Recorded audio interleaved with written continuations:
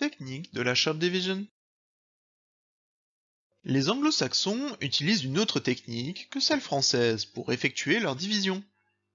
Si on écrit les restes dans cette technique, ils la nomment long division.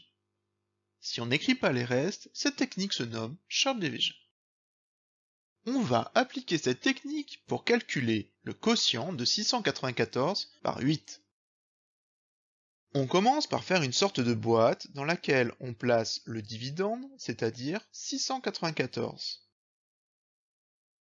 À gauche de cette boîte, on y place le diviseur, c'est-à-dire 8. On cherche à présent combien de fois 8 rentre dans 6, qui est le nombre de centaines.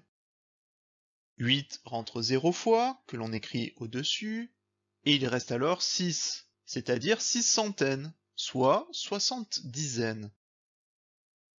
Avec les 9 existants, cela donne 69 dizaines.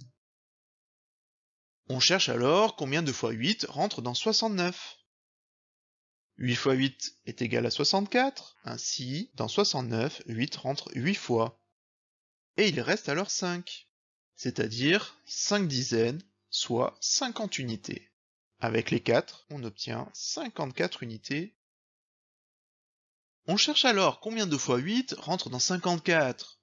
Il rentre 6 fois, car 6 fois 8 est égal à 48, et le reste n'est donc pas nul, il vaut 6.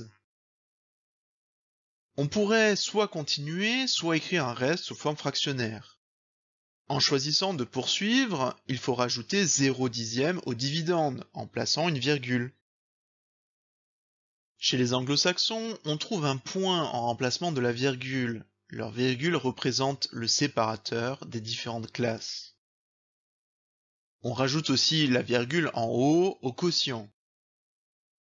On n'oublie pas le reste précédent, c'est-à-dire 6 unités, cela donne 60 dixièmes. Et on cherche combien de fois 8 rentre dans 60. Il rentre 7 fois, que l'on écrit au-dessus, et il reste 4, c'est-à-dire 4 dixièmes, soit 40 centièmes. Et dans 40, 8 rentre exactement 5 fois.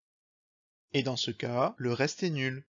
On écrit 5 en haut, et on obtient ainsi le résultat du quotient de 694 par 8. Il est égal à 86,75.